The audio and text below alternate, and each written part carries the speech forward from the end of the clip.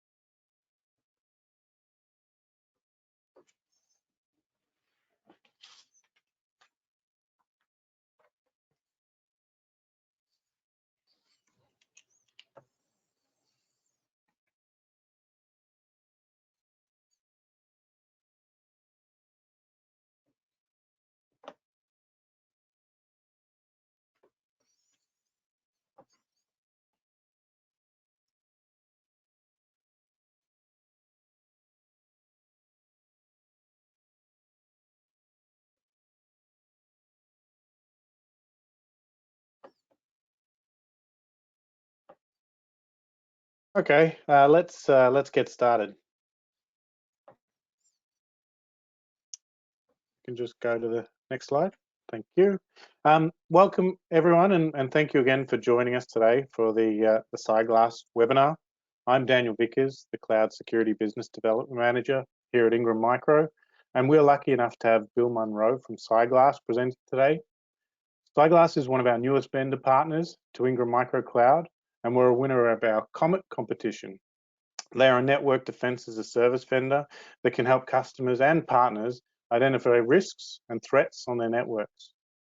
We've set some time aside at the end of the presentation for questions, so definitely please feel free to type them in the chat box while we're running through the presentation. I'll also be back towards the end of the session to run through how you can purchase and procure CyGlass through the Ingram Micro Cloud Marketplace. But for now, I'll hand it over to Bill to give us a little bit more information about CyGlass. Bill, over to you.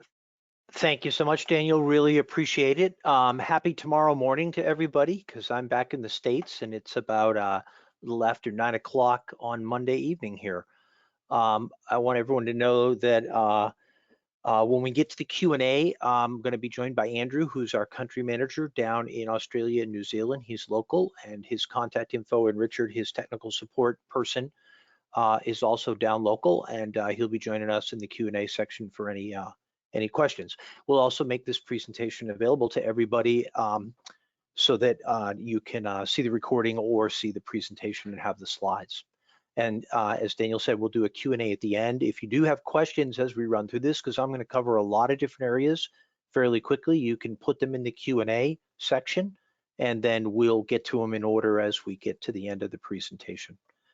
What I'm going to walk through with all of you a little bit is where CyGlass came from, what our founding story is, what makes us unique and interesting. I'll talk to what we see as the challenge in the market that your customers are facing out in that market, and how our network defense as a service offering is unique to helping companies defend their networks against attacks like ransomware and account takeovers and protect their cloud environments. We'll cover a few use cases and real customer stories, and then talk about how you position this, how you sell this, and we'll spend some time talking about how you make money with this product also in the services category, and the things you can do to increase the offering to your client. And then, as Daniel said, he's going to walk through how you order it, and then we'll go to our Q&A. So a little bit about CyGlass. We are and at our core, we are a big data AI company. We were the original technology was developed within the US Intel communities, the three-letter folks, and used with a couple different special projects. But As some of you may be aware, the US government has a program where they spin out technology into the commercial world, and we were spun out back almost 5 years ago. And we took the AI engine and the core technology and found that it was especially effective at taking high volumes of network traffic and boiling that down into what's risky and what's a threat versus what's normal. And what's really unique about us, as we'll learn through this discussion, is we can deliver that from a cloud native service, meaning there's no on-site, on-premise hardware or software required. In a lot of cases, in what's been known as the network defense or network detection and response category, or the network defense or NTA categories, you have to put a piece of hardware, you have to rack something on site. And we avoid that. And that makes us uniquely different because we give pretty much the same exact protection you get at a lot lighter weight and a lot lower cost. And we'll dig into that. A little over a year ago now, Nominet, the UK backbone company, who also does major projects with the Australian government, they purchased us to be their commercial arm. And we have expanded our solution and have DNS capabilities on top of it. And final piece that's important to all of you, we are a 100% channel company. There's no large direct sales force. All of our folks involved in selling are all supporting partners. And so you'll not compete with us in any markets, and everything we bring out, we wrap for the success of our partners, for the success of all of you to be able to sell it to your customers. Now, our customer logo slide's different because you're not going to see Hong Kong Shanghai Bank or Royal Bank of Scotland or Mitsubishi or any other global 1,000 company on the list. And that's because, unlike a lot of the cybersecurity vendors out there, we are really primarily focused on the middle market and the small market. And we'll talk to that in some detail, but our belief is that that is an underserved market, and you on the line with me today probably know that if your customers are medium and small businesses, and they take a look at some of the technology out there like security incident and event management tools, or some of the very advanced EDR tools, or even the network detection tools, and they're complex, they're expensive, they have a lot of overhead, and they're really not viable solutions for the mid-market. We, on the other hand, have built this technology and deliver this technology in a way that makes it exceptionally effective for the mid and small market player. And we'll talk to that. The other thing you may notice on here is we are especially popular with local community banking, federal credit unions. That makes up about half of our customer base. We also are very strong in the utilities and also in local government. Think of your local town governments, your county governments, and even educational systems. All areas where we can be a real help, folks that have real challenges around understanding and protecting themselves against attacks like ransomware, but don't have the teams or the tools to do it. So we talked to some of that medium and small enterprise, and the folks that really like to learn about this technology start with the CIOs. And you'll notice a chief security officer and a chief information security officer really aren't on here, or they aren't on here. And it's really because in our market, they're rare to find.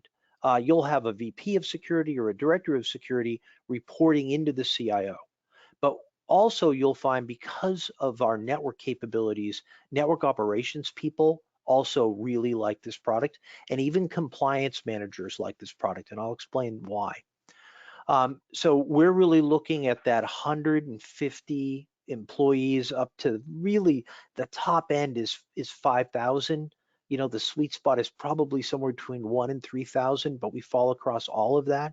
And the other way to look at it is, if they've got a security team, it's really the biggest it's going to be is 10 folks, all the way down to 0 folks, and people wear 2 and 3 hats on the IT side. We really are strong in places that do not have 24/7 security operations centers, people that actually work all day and go home at night. And we're also very popular in these mid-sized companies that have tried to deploy a SIM like a Splunk or an ArcSight, found it just too costly and complex, because if they have endpoint and they have us, we can give them 90% of what a SIM would give you, but at about 30% of the cost. And that really makes a difference for these folks. So this probably isn't news to anybody here, and I'll go through it very quickly. It's just what we've seen in the last year and how the pain of our customers and the other partners who are working with, what they tell us and how we see the market changing. So we all know that we've had to go to a much more remote and distant working environment, and that's dramatically increased the use of cloud and hybrid cloud environments, and also in virtual private networks and ways to come into the network from a remote location. The challenge with that is that that's distributed information across very sensitive information across a lot of locations. And at the same time, we all know that IoT devices which work across the network are still relatively unprotected. And as we've found out over the last couple of years of putting this product out in the market, very targeted as an initial entry point into a network. We also know that ransomware has been dramatically increasing. As a matter of fact, 4 of the small town schools around where I live, all in the last 3 months, were taken down by ransomware. And then we all know, of course, of the Colonial Pipeline here in the US, which made headlines, and they paid $4 million to get their stuff back, which was probably not the right thing to do, but they were not prepared. Those ransomware attacks now, where they were a year and a half ago, primarily coming in through spear phishing emails, they're now primarily coming in through VPN or RDP exploitations, because so many people have rolled those environments out without taking the time to deploy them properly and protect them. And of course, the #1 challenge we see on the cloud side is account takeover. So if you read anything about Office 365 and AD Azure, the real fear out there is getting an account, the credentials of a admin account compromised, because most people haven't set up any sort of access control, and now you have access to the crown jewels across that company. And then of course, COVID's done nothing but make the staffing problem worse. It was already bad before it came out, but there's more technology that people need to deploy. That's more complexity, less people to work on it, and the work restrictions have made even that more difficult. We hear with most of our mid-market customers and our partners that the fact is the people with smaller IT teams, they just can't hire anybody who has any experience. So they're bringing in IT people and training them. They're trying to cross-train people, and they really just can't get their hands on experienced cybersecurity workers. So they need systems and tools that can work in that model. So if we take a look at CyGlass, and this is kind of an architecture, but it's also a, kind of a process point of view, and it really paints the picture of what we do. So on the left side is all the ways we're going to gather data and bring it into our big data cloud and run it through our AI. And then on the right side is all the stuff we're going to push out that's going to help you or your customer solve the problems, understand their networks, protect their environment. Our primary source of data comes from firewalls. And so if you have customers out there that have FortiGate, that have Meraki, that have the Palo tool, the Palo firewalls or Sophos, we literally, from a remote location, can tap into that. We have partnerships with them. We've built integrations with them, and we can pull the NetFlow data out of that environment to get a very clear picture of the north-south traffic or the traffic that's coming through the firewall and what its risks and exploitations are. We can also tap into the networks, routers, and switches. The newer and smarter they are, the easier that is, and that will pick up east-west traffic within that environment. And then new to our product, literally just launched in the last week or so, and our customers are now using it, and we're going to publicly launch it over the next 30 days, is the ability to pull out logs from Active Directory and Active Directory Azure, and also Office 365. And the reason for that is, as we saw on that last pane slide, because people are forced to work remotely, the uptick of using these cloud apps and using Outlook, web email, etc., requires these pieces. And so we need to show and have the protection for them. The beauty is you can set these things up very quickly. The firewalls, for example, take less than 30 minutes. And all of that information is going to come into our big data cloud. And we're going to run that through a whole series of different analytic models where we're going to define what is the normal baseline. So if you're fancy into AI and machine learning, this is primarily an unsupervised machine learning engine with a policy engine sitting on top of it. And yes, Barracuda firewalls also. We do support Barracuda. And we are going to create baselines for what's normal. So if you think about how your network runs or your customer's network runs, think of their endpoint protection systems, right? Those endpoint protection systems are constantly talking over the network to get updates of signatures and updates of threat intel. We see that, and so we can see normal to the endpoints. Someone shuts that security endpoint down, the agent down in an attack, we'll see it stop and we'll alert you to it. That's one way we tell ransomware is coming in. Backup systems, the ransomware guys love to take down backup systems. The backup system's constantly talking on the network too. If it gets taken down, we see that also. And so it gives us a really broad ability to see the things that the endpoint can't see, and I'll talk to that in a little more detail, but to also paint a picture of the overall network process and what's normal. Now, in doing that, we see some cool things. We see all the devices on the network. When we see new devices come up, we can alert you. When we see devices that are not properly protected, aren't showing the right information flows to have the right security on them, we can alert you. When we see an IoT device that's doing something strange, we can alert you. And so that gives you the ability to not only have your customer understand their network and the devices that are on there, but also understand the risks across those devices. As I talked about, we often become an alternative to a SIM tool because our system is automated. It monitors 24/7. It's always watching the network. We can send alerts out.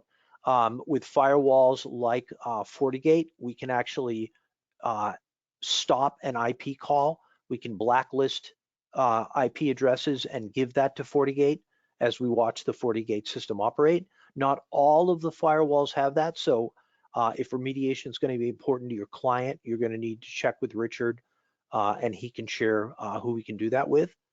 But we can monitor 24/7.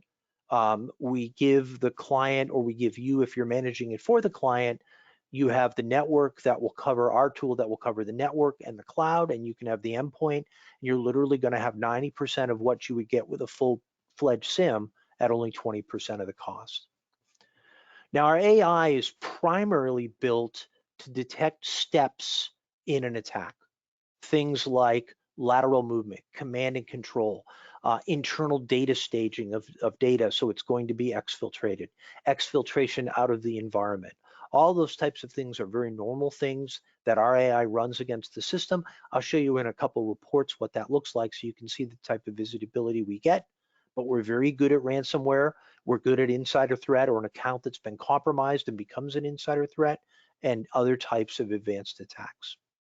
And then the other piece that's interesting is we understand that for these medium and small customers that you work with, often they don't have a separate compliance group. The IT people wear that cap. The CIO oftentimes has to provide compliance reporting to outside regulatory bodies or to their own management team and board if they're trying to implement certain standards. As I'll show you in another report, we can help with that also. Because we have a policy engine built in on this, we can take a whole variety of policies that are matched to ISO 27000 and the NIST 800 standards and build them into reports that match up to things like UK Cyber Essentials out of the UK and different types of regulatory things you may have there in Australia. And so that means there's value here not only for the network operations side and the security side, but also the compliance side. And for a small team, that 3-in-1 is really important. So let me take a quick second to talk about the AI. And everyone loves to talk about AI. I'm not going to talk about how it works. I'm just going to show you what it does. So this is the famous AI pyramid, but let's talk about what that means. So this is a real company, 30,000 users, and this is 1 week worth of data. And in this environment, you can see that we're bringing up at its highest level, we're bringing in net flows and other logs to create 2.73 billion pieces of data, huge amounts of data. And when the machine learning reduces that down to normals and all the different pieces correlated together into a process, there's about 5.2 million events. And then when they look at things that don't match the normal baseline, it gets down to about 9,000. And then when we correlate those across all of the different pieces we see and any threat intelligence we're bringing in, and we can do that from Sophos and others, for this company, it's 3 alerts a day. And that's the real power of why we like machine learning, because it allows us to take a very large grouping of data that would be impossible for the average human to work through, and we can in turn go and turn it into something that even a small team can deal with in 3 alerts a day. And if we look a little more deeply into the different use cases, we talked about network visibility, but what's important here, and we'll talk about it in the service side, is this becomes a service offering because we can help your clients build a zero trust strategy with the visibility we have. And so if it's becoming very hot here in the US and also over in Europe. And so if you're seeing customers who are asking for that, we can help you build that. And I'll talk to a little more detail in another slide. But this whole notion of creating security zones and then laying in policy-based protections and then monitoring the other protections allows us to help build zero trust. And that, along with the real-time asset inventory and understanding using AI and then tagging what the critical services are, these become really important for the network operations people. We talked about the MITRE ATT&CK piece a little more on the compliance side. It's an ability to build control monitoring, assessments, and reports, and then be able to bring those out of the box for the IT team so that they can share them with regulatory bodies. So let's take a look. Instead of doing a whole demo here, what I'm going to do is show you what we use as our primary tool to sell this product, right? And that is a canned report, the reports that are included in the product that your customers will have access to. These are reports that you can also, over time as you become trained, build with the customer and then offer that as a service. And so if you break them down into those 3 areas, they match those 3 buckets, right? There's a series of reports around network operations, around security, and then around compliance and what's important. And the other beauty of having this as a cloud native SaaS platform is as we build things for other clients, we bring them out to everybody. So as new reports are built, as new controls are defined, they become available. You'll be alerted to them in our monthly news releases, and then you can bring that out to your client. On the right side is a real ransomware report. I anonymized all the data, so you can't really tell who this is.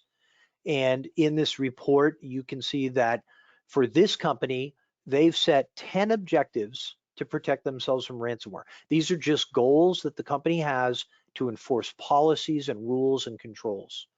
They're running 38 controls, and of those, 34 are effective, 4 are ineffective. And over time, they've seen their risks slowly increase, so their effectiveness rating is going in a bad trend, and they need to do some work there. And then you can see now, here are all those 38 controls. And this is what makes the product really cool, because you can just sit down, you can plug into a client's firewall, and with a matter of about 2 weeks, this report will build automatically. And then you can sit down with them and show them, look, here's what's going on in your network. Here are the risks that you're facing. Here are the potential threats that you need to be prepared for. And then you can work with them to figure out how we're going to fix those things. And they can be paid service engagements, they can be sales of additional services or additional software or hardware. And so you can see in this case, there's a series of controls around activity on unsecured ports, which is always very dangerous. This report is a little bit older, so I only have one of our Active Directory controls in place. We have 8 or 9 of those now with this new release. And so we can look across things like unusual authentications, impossible times where the person may be in one geographic location at one time and they're logging in at another geographic location at another time. That's likely an account takeover. Application access that's never been done before. Things like that are the other controls. You can see on the top right, command and control. So now a bad guy is in the system and is likely making communications outside, and these are the indicators that that's happening.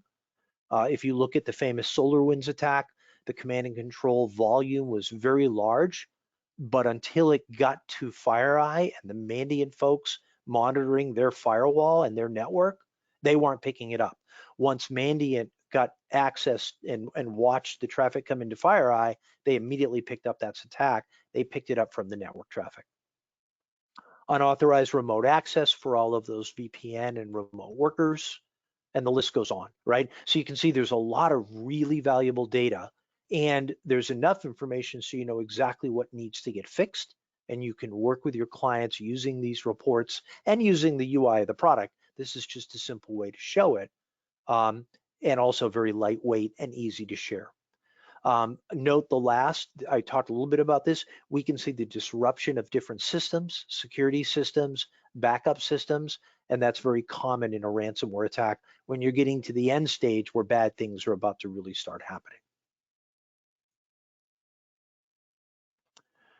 So I talked a little bit about the technology. Now let's talk about why it's particularly good for small teams, right? Number one, it's cloud native. Number two, there's nothing to deploy on site in terms of hardware. We're just going to go in via the a secure line, and we're going to tap logs and we're going to tap the firewall. As I talked about, we now can add in that Active Directory Azure. We already have VPN coverage, and now we're bringing in Office 365. You're going to see over the next few months other types of cloud applications come into play as we continue to expand that side of the monitoring and detection. We've got that ability to see ransomware and other type of attacks. We have the ability to remediate. One of the very common remediation models for us is it's the middle of the night. No one's at work. There's no 24/7 SOC, and we pick up bad things happening. And unlike a large company that operates and can lose money all night long, these small companies, they're not under that threat, and so they can actually shut things off. And so they'll time it, take something down, take an endpoint down, close an IP, and with our Active Directory, we'll be launching in the next probably call it July, the ability to actually turn an account off via Active Directory. But these are ways that when no one's in the office and that ransomware attack's hitting the servers in the middle of the night, that you can stop it, alert the IT folks, and when they come in the next morning, they can go remediate it and figure it out. And in the meantime, their exposure has been brought down to zero. The other two pieces that are real important here are we don't find that end users need to add any overhead. It's very simple to use between the reporting and the UI, so that it doesn't require an experienced cyber person to figure out how to operate this. It's in plain English. It's trackable. There's no gigantic fancy network graphics that no one knows what they mean anyways. Instead, it's just all data on what's happening, how to remediate it, what you need to do to fix the network. That means the total cost of ownership is low, because without the headcount, without the hardware, and being cloud native, it's very simple to operate. And then, as you'll see in the end, we have very simple software as a service annual per user pricing. So all of it is optimized for these types of users. So let's talk about a few interesting companies and what they do with it and why it was important.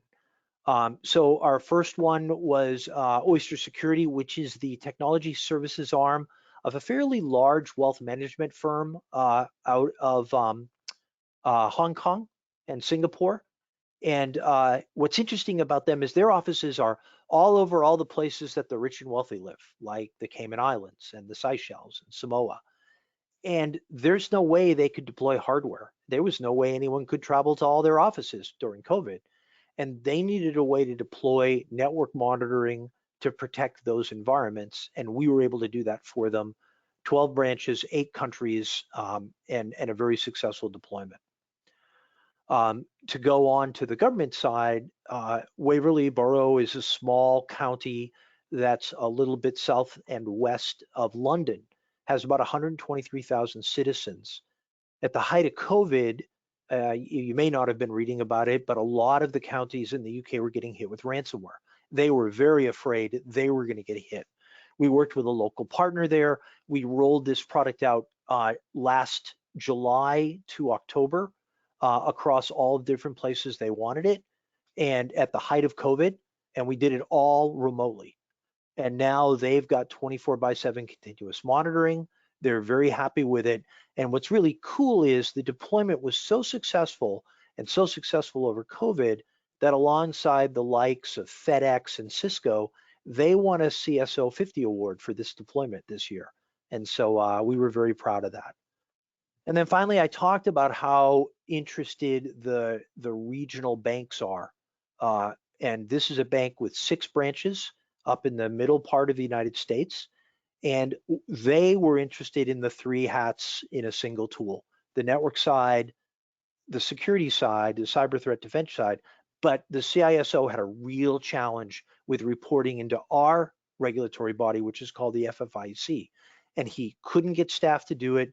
He didn't have a way to show them the security that they had in place to meet the compliance requirements. And we gave him that right out of the box. And so really a successful deployment there. In all the cases, these teams had 5 security people or less. And so small teams, small companies, really big success with this product.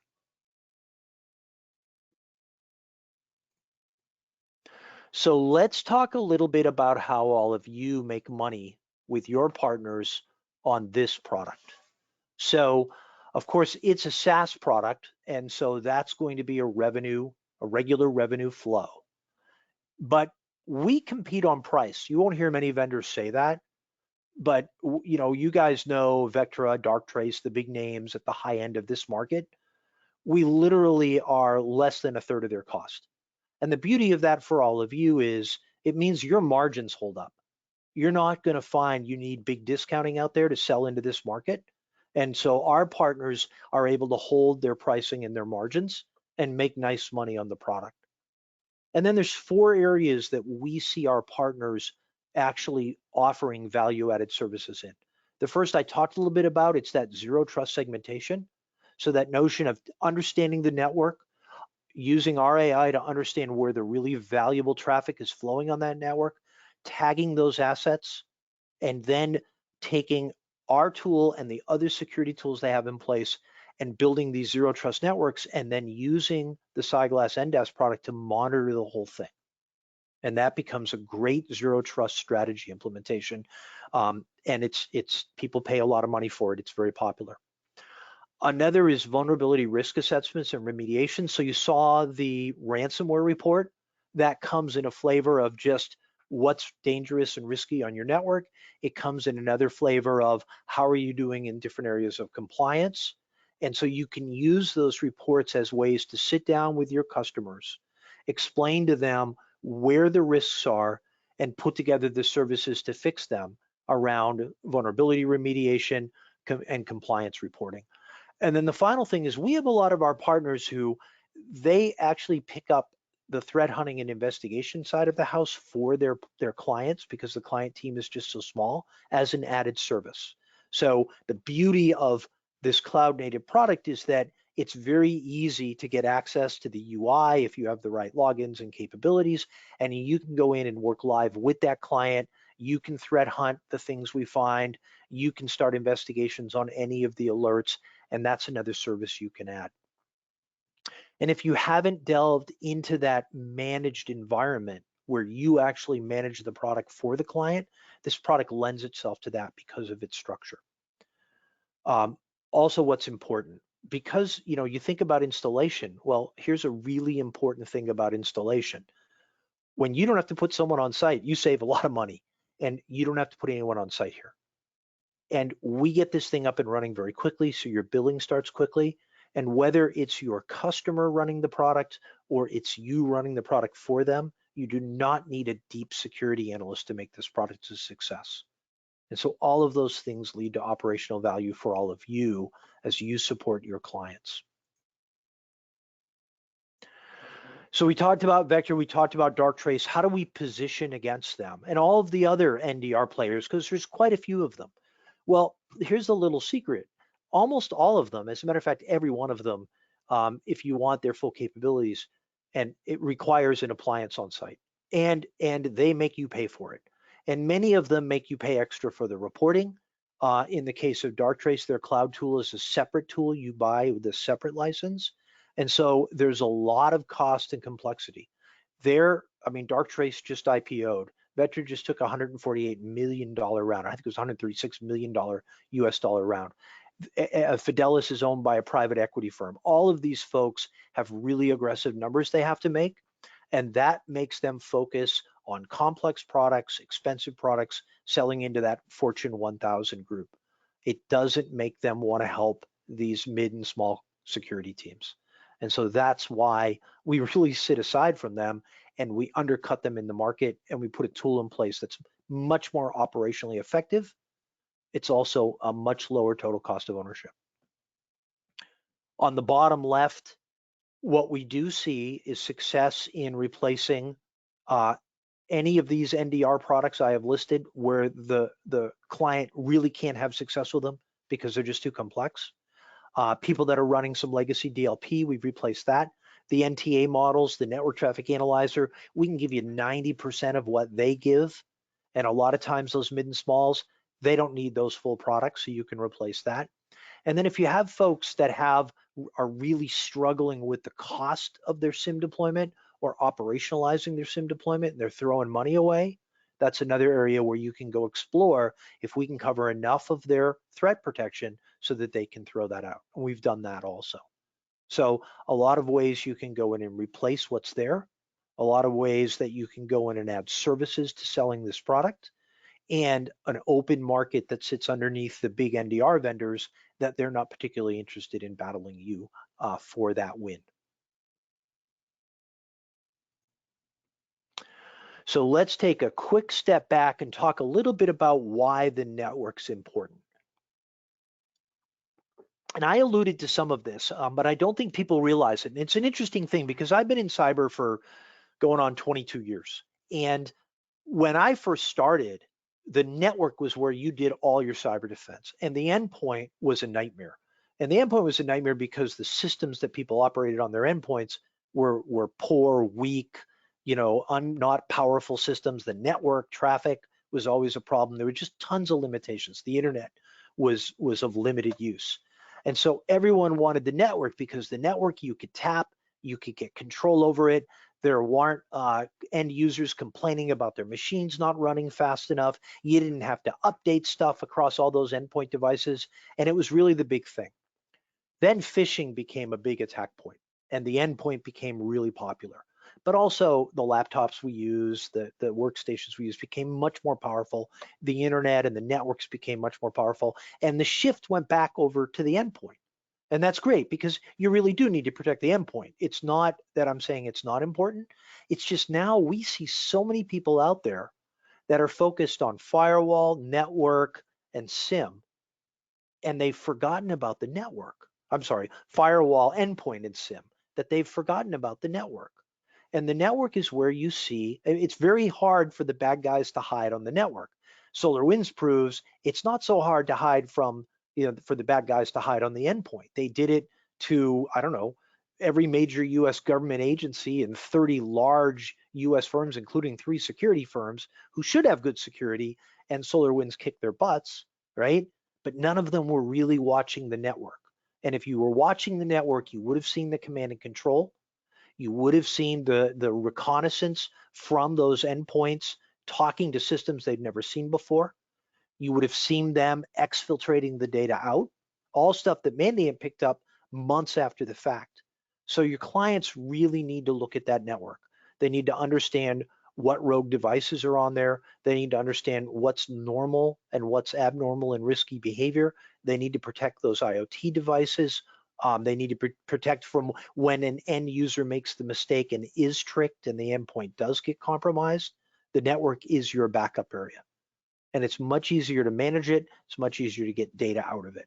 So, when you're talking to your customers, make sure they understand, and we have a lot of content around this and blogs, et cetera, that the network's still critically important to be watching, monitoring 24/7 and protecting. So we're going to wrap up here. Let me answer a couple of questions for you before we get to the questions, because these are the ones that come up very commonly.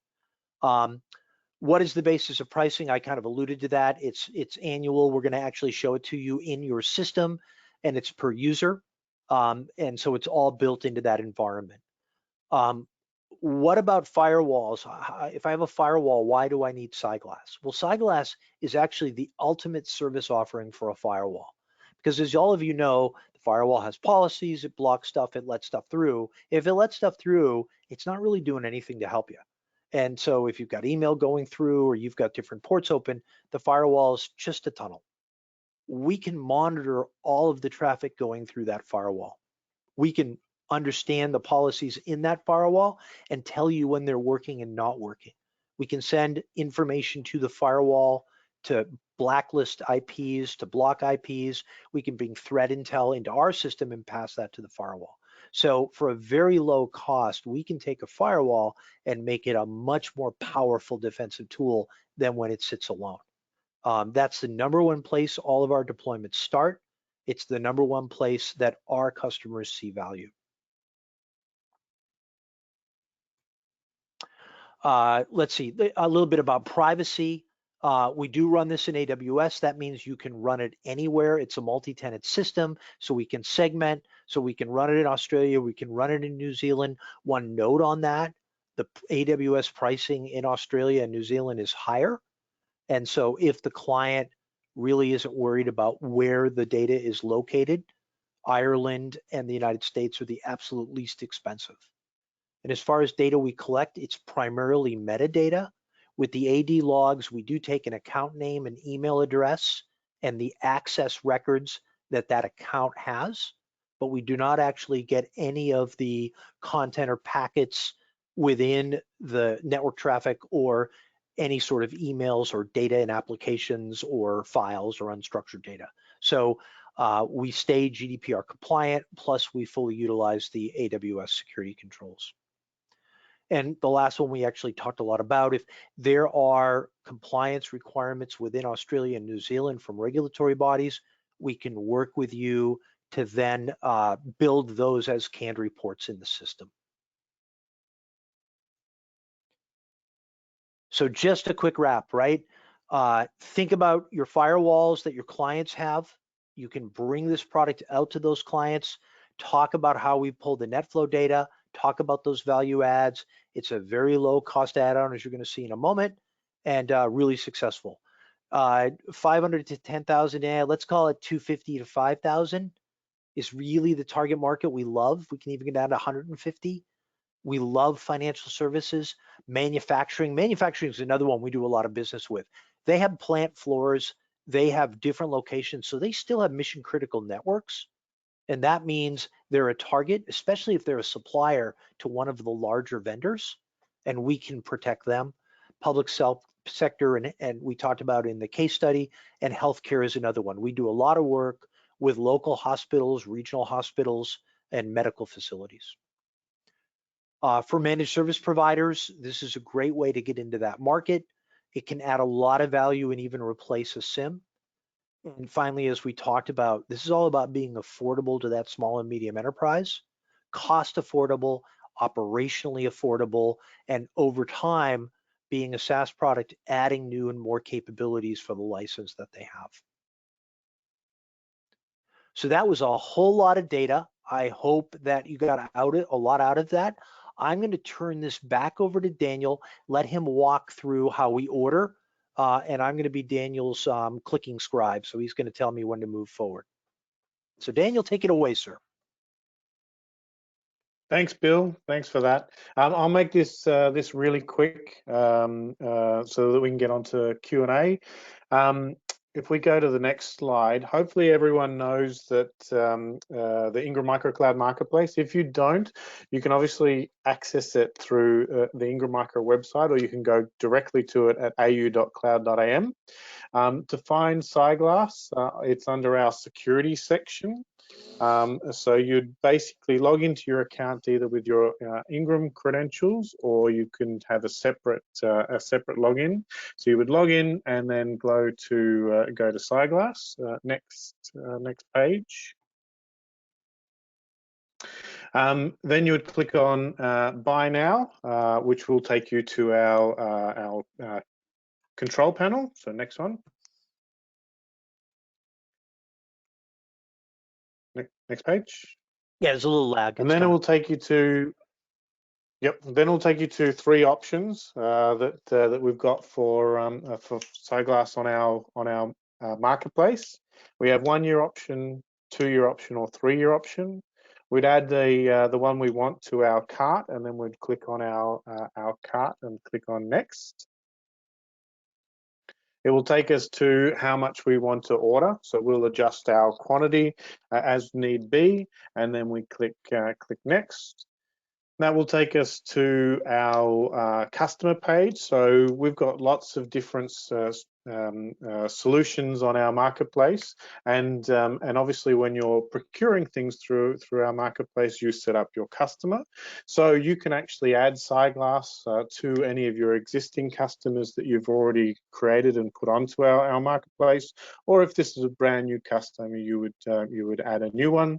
For this one, I'm going to put it in my my test company. So I search for them under account name, and then I select and click next. There are a few details that are required for procuring a CyGlass service. It is a little bit hard to see, but definitely if you get stuck on any of these, let us know. Complete them and then click next. And then essentially you've got the summary of your order. There are some terms and conditions that need to be agreed to, and then you've got your purchase complete. So if we click next, there are plenty of contacts that you can reach out to, both from Ingram and CyGlass, to help you with this service, as well as obviously your purchase. You can contact myself or our cloud security vendor manager, Brett Lee Price, and there's CyGlass contacts as well. Right, Bill? Excellent. Thank you so much, Daniel. Yeah, on our side, Andrew, who's with us, he is our country manager down in Australia and New Zealand. So he's local to everybody, and he's with us this morning. And so in the Q&A section, if there's any questions that you have for him, please reach out. He has Richard, who is his technical side. Andrew and Richard can meet with you. They can help you understand all the sales stuff we went through, how to give the demo, any sort of technical issues you have. So they're great resources and local to you folks. On our side, back in the States, Josh Bregman is our Chief Operating Officer. He works very closely with Andrew and Richard to make sure that every deployment is successful and all of our partners are enabled. My contact info is there. And then also today with us is Haley Dickerson. She is my channel marketing person. So if you are a partner and you want to put together an event or a webinar and you need our support to do that, we are more than happy to help. Like I said, we're 100% channel, so everything we do from a marketing point of view is to help all of you. We do put together whole package campaigns that can be available. We have one that's already pre-built around network. We have another one that's pre-built around ransomware, and you're going to see this hybrid cloud one launching here in the next couple of months. So a lot of great content and support for all of you to go out there and be successful.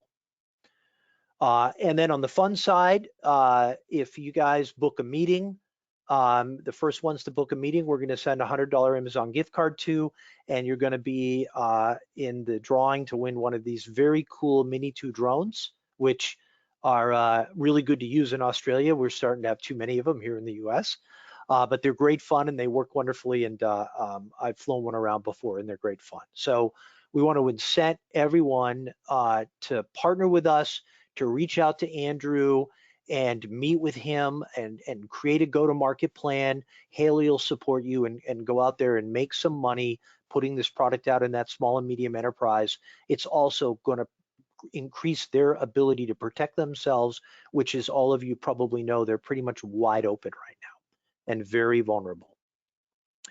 And so with that, we'll open it up to Q&A. And I want to thank Daniel for hosting me and having me on this presentation. I want to thank all of you for joining us. Yeah, thanks, Bill. So let's just see what questions we have. There was a question you sort of touched on it at the start around different firewalls, and Barracuda was brought up. Yes, and I also see Sonic Wall. So the trick with integration, and we have, I know we have a Sonic Wall deployment, and I know we've tested with Barracuda. I'm not sure if we have a live deployment. The trick with any of these integrations is how good the firewall vendor is at collecting a nice set of NetFlow data. And if they do a good job at that, our product's going to work really well with them. And so it's just a question of that. Barracuda does support NetFlow. Sonic Wall does a very good job at it. They're very easy to work with. As I said, FortiGate is, Cisco does a great job with it. They created it. And so all of those products we can work with. If it's a firewall we've never worked with before, you can reach out to Richard and Andrew. We can reach out to that vendor and do a quick test to see if we can grab that NetFlow. The answer is almost always yes. We may have to tweak a little bit of our ability to capture, but with that done, it will work. The work from home question from Puneet also. So we grab VPN data. And so if that user's coming through the VPN, we're going to be able to watch them very carefully back in on the network. And with the ability to bring in the AD Azure, if they're going in through the Microsoft Cloud, we'll also be able to get information and watch them that way. Great, excellent. Remember to put any questions in the chat, and we can answer them now. Otherwise, we'll definitely be following up after this. One just came through. Can I get a sample copy of the report, please? So when you say GDPR report, Mark, do you mean our ability to protect data? Or are you looking for a report like the ransomware for someone who's trying to protect for GDPR? It's kind of two sides of the coin. I just want to understand. In the first part, with our ability to protect it, we do have a written up document for GDPR compliance that shows how we protect the data. We can share, that's easy.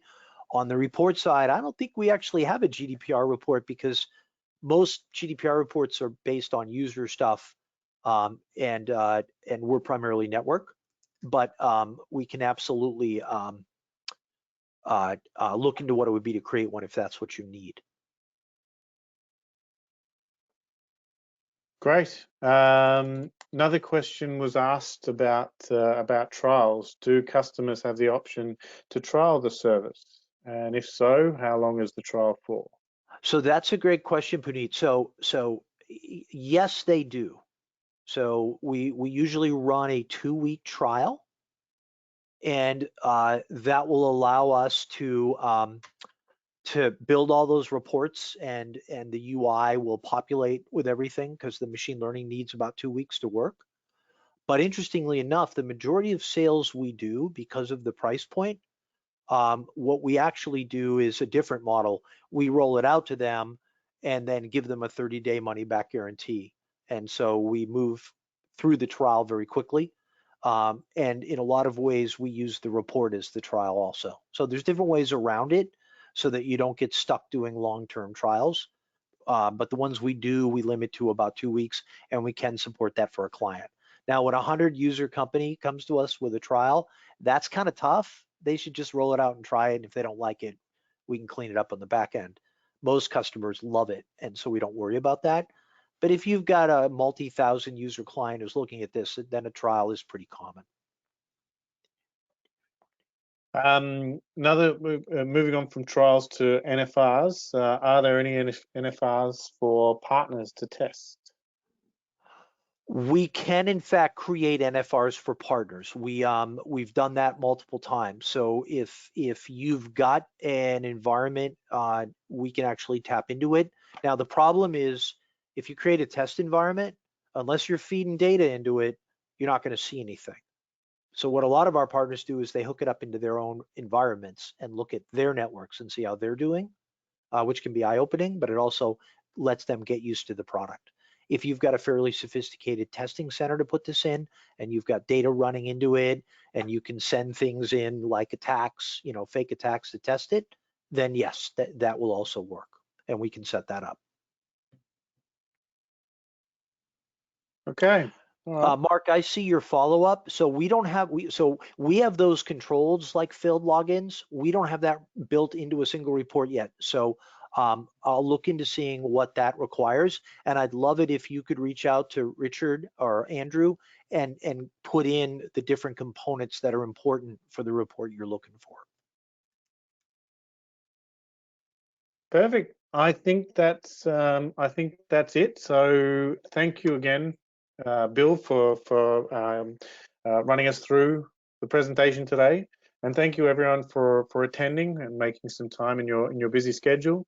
And as we've mentioned, we'll be following up to see if there's any further questions. But that's it from us. So have a great day. Thank you, everybody.